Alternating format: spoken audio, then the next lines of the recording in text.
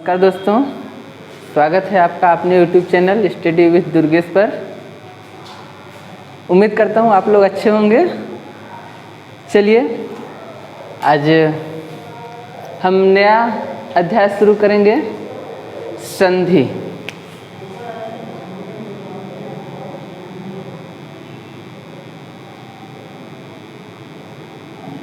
संधि आज का हमारा नया अध्याय होगा। इसके पहले आप लोगों ने वर्ड के बारे में पढ़ा और जिसमें आप लोगों ने सीखा वर्णमाला में कितने वर्ड होते हैं, कितने प्रकार के वर्ड होते हैं, स्वर कितने प्रकार के होते हैं, व्यंजन कितने प्रकार के होते हैं, उनकी संख्या कितनी होती है, उनका उच्चारण कहाँ से होता है, उनके प्रयत्न कैसे होते हैं, आभ्यंतर क्या होता है, बाह्य प्रयत्न क्या होता है, ये सब आप लोगों ने पढ़ा। आज हम संधि के बारे में पढ़ेंगे। सबसे पहले हम जानेंगे संधि कहते किसे हैं, संधि होती क्या है। संधि माने होता है जोड़। संधि का अर्थ होता है जोड़ यानी योग। अब देखिए, जैसे योग या जोड़ कहते किसे, यहाँ पर तो हम वर्ड से वर्ड के मेल को क्या कहते हैं, संधि। एक अजब छोटी सी परिभाषा निकल के आती है, वर्ड से वर्ड का मेल होने पर, वर्ड से वर्ड का मेल होने पर जो विकार उत्पन्न होता है, जो विकार उत्पन्न होता है,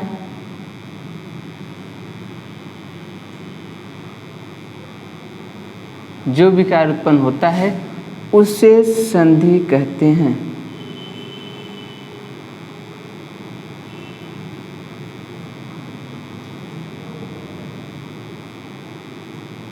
यानी वर्ड से वर्ड का मेल होने पर जो विकार उत्पन्न होता है उसे क्या कहते हैं, संधि कहते हैं। विकार का अर्थ होता है परिवर्तन। विकार का अर्थ होता है परिवर्तन, यानी वर्ड से वर्ड का मेल होने पर जो परिवर्तन होगा वही क्या होगा, आपका संधि। परिभाषा इतनी बड़ी, ये तो सामान्य से परिभाषा आप लोग जानते हैं, लेकिन इसके आगे परिभाषा और क्या कहती है कि संधि में सदैव दो वर्णों का मेल होता है।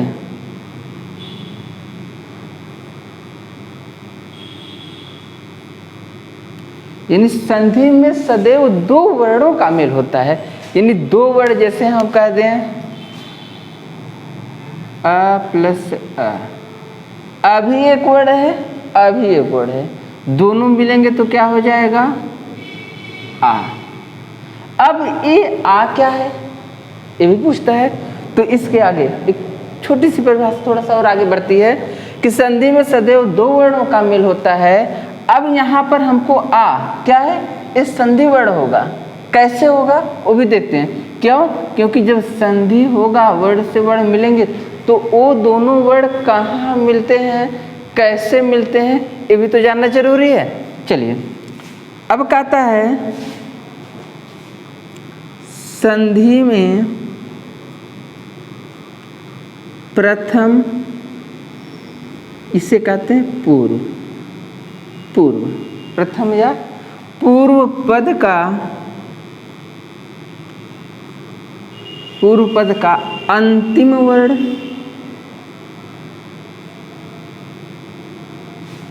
उत्तर पद के प्रथम वर्ण से मिलकर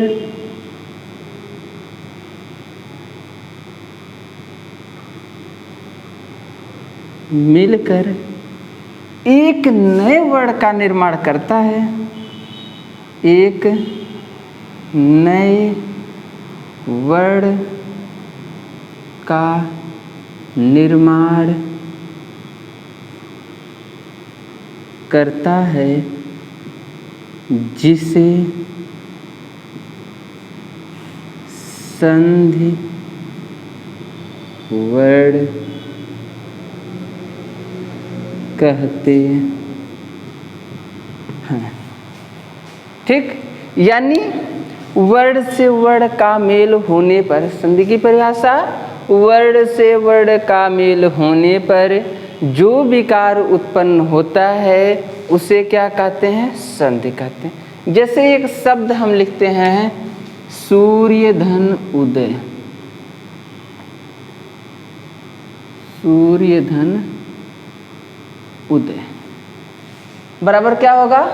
सूर्योदय। इस सबको पता है।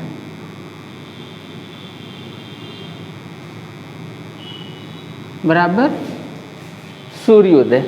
अब देखिए सूर्य धन उदय बराबर सूर्योदय सबको पता है, लेकिन हमारी परिभाषा क्या कह रही है कि संधि में सदैव दो वर्णों का मेल होता है।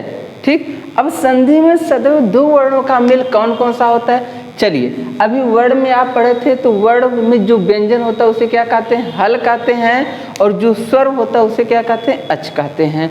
ठीक, तो जो हल वर्ण होते हैं उसमें एक तिरछी पाही लगाई जाती है, तिरछी पाही लगाई जाती है जिसे कहते हैं हलंत। हलंत का मतलब होता है जिस वर्ण में हलंत लगा होता है वह स्वर रहित होता है, अर्थात वो व्यंजन होता है। ठीक, तो देखते हैं जब हम किसी व्यंजन पर, यानी सूर्य, जब हम किसी व्यंजन पर हलंत लगाते हैं, परिभाषा देखते जाइएगा, जब हम किसी व्यंजन पर हलंत लगाते हैं तो इसमें लगा हुआ स्वर मूल रूप में अलग हो जाता है, यानी जो अलग होगा वह मूल रूप में अलग होगा। ठीक, अभी आगे संधि के नियम जो होते हैं, महत्वपूर्ण नियम होते हैं जो आप नहीं जानते, वो भी बताया जाएगा एक एक चीज। अब देखिए यहाँ पर कहता है जब हम किसी व्यंजन पर हलंत लगाते हैं तो इसमें लगा हुआ स्वर मूल रूप में अलग होता है तथा इधर क्या है? उदय। चलिए, परिभाषा कहता है संधि में सदैव दो वर्णों का मेल होता है। अब देखिए अभी कौन सी संधि है हम नहीं बताएंगे, इसमें वैसे तो गुण संधि है लेकिन अभी नहीं इसको पढ़ना है, अभी केवल संधि पढ़ना है कि संधि होती क्या है। संधि में सदैव दो वर्णों का मेल होता है, तो पहला वर्ण आपका है अ, दूसरा वर्ण क्या है? उ। अ प्लस उ। जब हम स्वर पढ़ रहे थे तो आपको बताया गया था संयुक्त स्वर, संयुक्त स्वर, वहीं से सीखते जाइएगा। जब हम स्वर वर्णमाला में जब हम स्वर पढ़ रहे थे तो वहाँ संयुक्त स्वर बताया गया था आपको, और संयुक्त स्वर में एक स्वर आपको बताया गया था ए, सॉरी आपको बताया गया था उ, आ प्लस उ ना, आ प्लस उ जो मिलकर बना था ओ। तो यहाँ पर हमको मिला है आ प्लस उ मिलकर क्या बनेगा? ओ। लिख दिए हम आ प्लस उ बराबर ओ। अब यहाँ बचा क्या है? सूर्य। हलंत लगा हुआ, हलंत लगा दीजिए। इस संधि वर्ण आ यहाँ पर आया है तो यहाँ केवल सूर्य ही बचेगा। चलिए बीच में हम प्लस लगा देते हैं। उ भी यहाँ आया हुआ है तभी तो ओ बना है, यहाँ भी हम प्लस लगा देते हैं। बचेगा क्या? दय। ठीक, हमको पता है स्वर सदैव पीछे से जुड़ता है और व्यंजन सदैव आगे से जुड़ता है। किसी भी वर्ण में स्वर सदैव पीछे से जुड़ता है, तो ओ जाकर या में जुड़ेगा और पीछे से जुड़ेगा। स्वर जब भी जुड़ता है मात्रा के रूप में जुड़ता है। हमने आपको बताया था कक्का किक्की, कक्का किक्की, यानी क में हलंत लगाएंगे तो आ निकलेगा, और जब जुड़ेगा तो मात्रा के रूप में, आ की मात्रा नहीं होती, लेकिन का प्लस ई है तो जब भी अलग होगा तो ये क्या मूल रूप में अलग होगा, और जुड़ेगा तो मात्रा के रूप में जुड़ेगा। ठीक, तो वही चीज़ है, यहाँ ओ है, ओ यहाँ पर आएगा तो किस रूप में जुड़ेगा? मात्रा के रूप में जुड़ेगा। चलिए पीछे से इसको हम थोड़ा सा मिटा देते हैं। ठीक, अब यहाँ मात्रा के रूप में जुड़ेगा तो क्या हो जाएगा? सूर्यो। ठीक, बचा क्या है यहाँ पर? दय। आपकी संधि बन गई सूर्य धन उदय बराबर सूर्योदय। परिभाषा क्लियर हुआ। अब देखिए कहता है कि उत्तर संधि में प्रथम या पूर्व पद का अंतिम वर्ण, पूर्व पद का अंतिम वर्ण, ठीक, उत्तर पद के प्रथम वर्ण से मिलकर, उत्तर पद के प्रथम वर्ण से मिलकर, ठीक, एक नए वर्ण का निर्माण करता है। यहाँ दोनों मिलकर एक नए वर्ण का निर्माण किए हुए हैं, जिसे कहते हैं संधि वर्ण। यानी यह वर्ण कैसा वर्ण हुआ आपका? संधि वर्ण हुआ। ठीक, चलिए आशा करता हूँ परिभाषा आपके समझ में आगे होगी। अब हम देखिए परिभाषा समझ में आगे, नियम पढ़ते हैं। संधि में नियम क्या होता है, यानी संधि, अभी हम संधि के प्रकार नहीं शुरू करेंगे, अभी संधि के नियम पढ़ेंगे। संधि में नियम क्या होता है, संधि में हम क्या नियम, अगर आप नियम को जान रहे हैं तो संधि आपके लिए बहुत ही आसान है। अब नियम, एक एक नियम को हम पढ़ते हैं। इसका स्क्रीनशॉट लेना हो तो स्क्रीनशॉट ले लीजिएगा आप।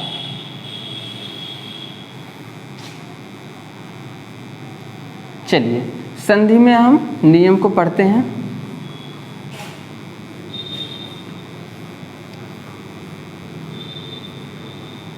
मेहनत करके पढ़िए और मेहनत के साथ साथ जुगाड़ भी जरूरी है। पढ़ा लिखल चूल्हे में गैले, असली सनद सिफारिश भैले, पढ़ुआ सब फटहा फाकत बा, गदहा कचरत पान देखला, नवयुग के निर्माण देखला। यानी यहाँ पर देखिए, यहाँ पर नए युग में, यानी पढ़ना तो जरूरी है, लेकिन पढ़ने के साथ साथ पैसा भी जरूरी है। ठीक, यानी सब कुछ जरूरी है, सीखते जाइए, सब कुछ जरूरी है। कहते हैं का करबा लायक होके, का करबा कुलायक होके। हमारे यहाँ एक देसी कहावत है, का करबा लायक होके, का करबा कुलायक होके, और जब झूठ बोले औते नहीं खे तो का करबा विधायक होके। ठीक, तो आप यहाँ पर हर चीज जरूरी है। चलिए छोड़िए, जाने दीजिए, आते हैं हम संधि में नियम पढ़ते हैं। संधि का नियम, अभी संधि के प्रकार हम नहीं देख रहे हैं, संधि के नियम देख रहे हैं। तो संधि का पहला नियम कहता है, संधि में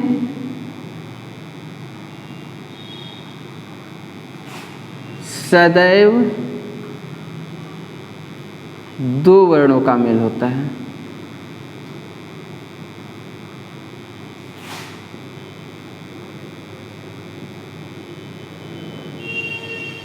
संधि में सदैव दो वर्णों का, यदि दो से अधिक वर्ण नहीं मिलते, एक बार में दो ही वर्ण जुड़ते हैं। जैसे आप लिखते हैं जगत,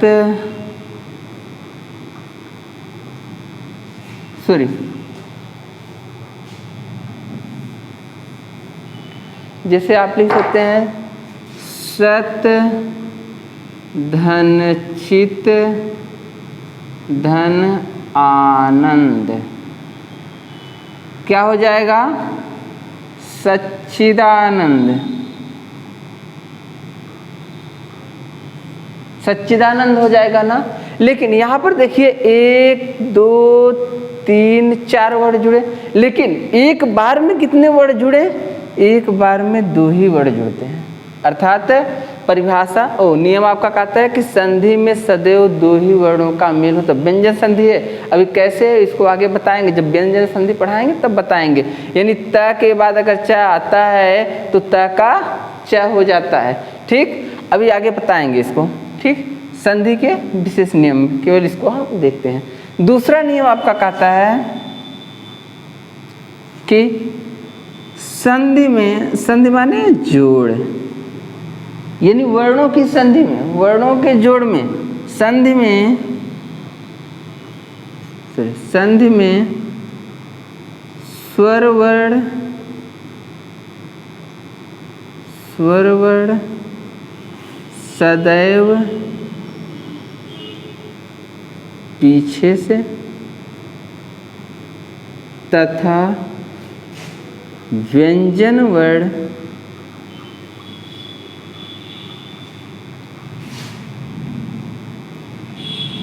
सदैव आगे से जुड़ता है। अब देखिए कहता है संधि में, दूसरा नियम कह रहा है संधि में स्वर वर्ण सदैव पीछे से तथा व्यंजन वर्ण सदैव आगे से जुड़ता है। जैसे अभी देखिए हम लिख दें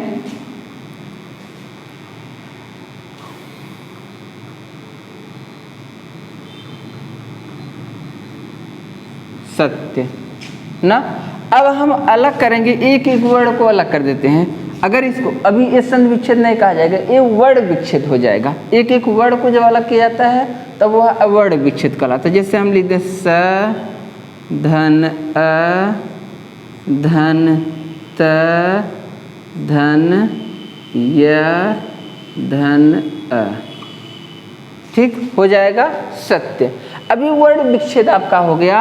अब कहता है कि संधि में स्वर वर्ण सदैव पीछे से जुड़ते हैं, यानी स्वर है अस्वर है और यहाँ भी अस्वर है, तो यह क्या होगा सदैव पीछे से जुड़ेगा, यानी यह कहाँ जाके जुड़ेगा स में जुड़ेगा। ठीक, अब यहाँ त में ये नहीं जाकर, ये यहाँ से ऐसे जाकर नहीं जुड़ेगा, यानी ये ऐसे जाकर नहीं जुड़ेगा। क्यों? क्योंकि नियम कह रहा है कि स्वर सदैव पीछे से जुड़ता है एवं व्यंजन सदैव आगे से जुड़ता है, यानी त आ में आकर नहीं जुड़ेगा, त किस में जाकर जुड़ेगा य में जाकर जुड़ेगा। इतना तो समझ में आ ही गया होगा। तो जोड़ेंगे तो क्या हो जाएगा सत्य। आ भी आकर किस में जुड़ेगा य में आकर जुड़ेगा। ठीक, जैसे आप लिखते हैं स्वर सुधन अर। अब देखिए यहाँ स आधा है, इसके बाद आपका व है, फिर अ है, फिर आपका र है, फिर अ है ना। तो व जाकर अ में नहीं जुड़ेगा, आ आकर व में जुड़ेगा, और यह स जाकर किस में जुड़ेगा व में जुड़ेगा। क्यों? क्योंकि व्यंजन सदैव आगे से जुड़ते हैं और स्वर सदैव पीछे से जुड़ते हैं। इतना समझ में आ गया। कभी भी संधि करना हो तो आप जरूर देखिएगा कि स्वर कहाँ है और व्यंजन कहाँ है। ठीक, चलिए इतना समझ में आ गया होगा दो नियम। अब देखिए तीसरा नियम क्या कहता है।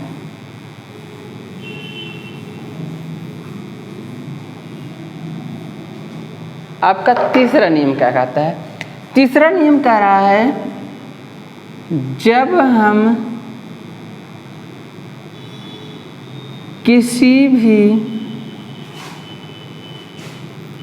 व्यंजन वर्ण पर हलंत, हलंत का मतलब जो तिरछी पाई होती है, जब हम किसी व्यंजन वर्ण पर हलंत, जब हम किसी व्यंजन वर्ण पर हलंत लगाते हैं, जब हम किसी व्यंजन वर्ण पर हलंत लगाते हैं तो उसमें लगा हुआ, तो उसमें लगा हुआ स्वर मूल रूप में अलग हो जाता है।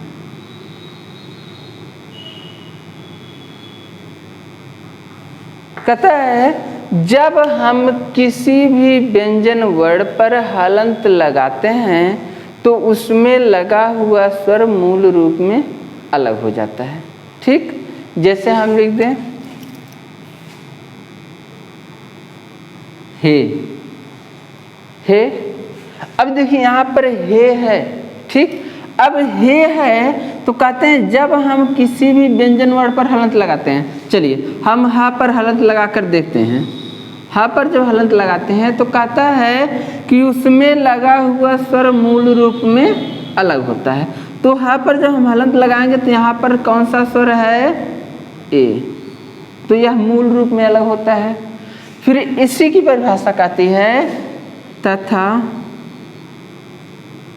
जब भी किसी व्यंजन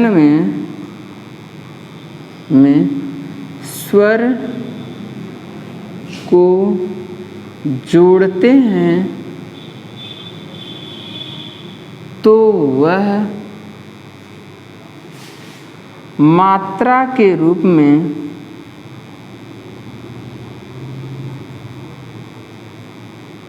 जुड़ता है। ठीक, अब इसी हे को हम देखते हैं, तो अगर हम यहाँ लिख दें ह प्लस ए, अब ए को जोड़ेंगे तो यहाँ यह ए नहीं होगा, ऐसे नहीं लिखाएगा, जैसे कहेंगे हे, ऐसे हो जाएगा, नहीं होगा। क्यों? क्योंकि कहता है जब हम किसी भी व्यंजन में स्वर को जोड़ते हैं तो वह मात्रा के रूप में जुड़ता है। तो ए की मात्रा क्या होती है? एक खड़ी पाई। तो यहाँ पर हलंत हटेगा, ए भी हटेगा। क्यों? क्योंकि जब भी स्वर जुड़ता है तो हलंत हट जाता है और ए की मात्रा लग जाएगी तो क्या हो जाएगा?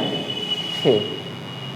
आपने कक्षा 1, 2, 3 पढ़ा होगा, कक्का किक्की कुक्कू, यानी 12 खड़ी आप लोगों ने पढ़ा होगा। यानी जहाँ 12 खड़ी का मतलब आपको बताया गया था कि स्वर कैसे जुड़ते हैं व्यंजन में और कैसे अलग होते हैं। इतना समझ में आया? चलिए, इतना हो गया। अब आप इतना तो भी जान चुके हैं कि स्वर सदैव आगे से जुड़ता है और स्वर सदैव पीछे से जुड़ता है और व्यंजन सदैव आगे से जुड़ता है। चलिए आगे चलते हैं। इसके कुछ विशेष नियम हैं, नियम पर हम ज़्यादा नहीं जाएंगे, जैसे जैसे टॉपिक मिलता जाएगा वैसे वैसे हम नियम को पढ़ते जाएंगे। ठीक, चलिए मित्र आगे। अब हम देखते हैं संधि। संधि हमको पता हो गया, जैसे आपका घुटना हो गया, घुटने में 2 हड्डी, एक इधर की हड्डी एक इधर की हड्डी, दोनों के मध्य अगर जुड़ाव होगा तो भी क्या होगा? हड्डियों की संधि होगी। डॉक्टर साहब के पास जाते हैं आप लोग, क्या करते हैं हड्डियों की संधि, जिसे कहते हैं हड्डियों का जोड़। यहाँ पर घुटने में दर्द हो रहा है, यानी हड्डियों के जोड़ पर हमें दर्द हो रहा है, तो ये सब आप कहते हैं वहाँ तो जोड़ होता है, लेकिन यहाँ संधि का मतलब क्या होगा? वर्णों की संधि, वर्णों का योग। अब वर्णों का योग कितने प्रकार से होता है? तो वर्णों का योग 3 प्रकार से होगा। अर्थात हमारी संधि कितने प्रकार की हो गई? 3 प्रकार की। कौन कौन सी हो गई? चलिए, पहला हो जाएगा आपका स्वर संधि, दूसरा व्यंजन संधि और तीसरी विसर्ग संधि। अब देखिए 3 संधि आपकी हो गई, स्वर संधि, व्यंजन संधि और विसर्ग संधि। अब स्वर का मतलब होता है कि यहाँ पर देखिए जो संधि होगी, स्वर संधि में सदैव स्वर जो संधि वर्ण बनेगा, यानी इसका संधि वर्ण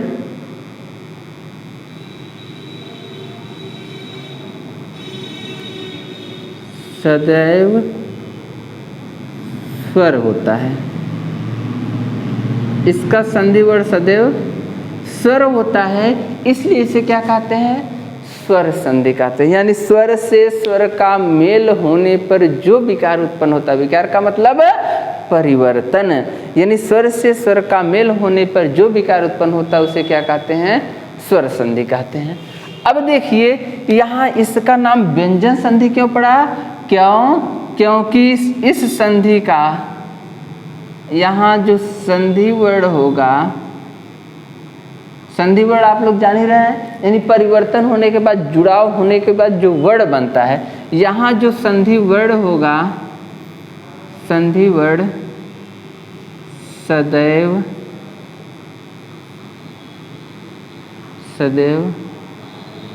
व्यंजन होता है। ठीक, अब यहाँ पर जुड़ाव भी 3 प्रकार का होगा, यानी व्यंजन से व्यंजन का मेल होगा, व्यंजन से स्वर का मेल होगा। देखिए पहला क्या होगा? व्यंजन से व्यंजन का मेल होगा, दूसरा क्या होगा? व्यंजन से स्वर का मेल होगा, और तीसरा क्या होगा? स्वर से व्यंजन का मेल होगा। लेकिन तीनों का रूप क्या बनेगा? व्यंजन वर्ण ही बनेगा, यानी संधि वर्ण सदैव क्या होगा? व्यंजन होगा। अभी जब व्यंजन संधि पढ़ेंगे तब इसको हम पढ़ेंगे। ठीक, अभी अब देखते हैं विसर्ग के बारे में। इसका क्या होगा? संधि वर्ण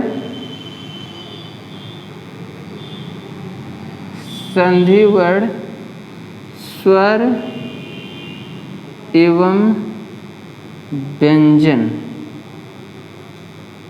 दोनों होता है।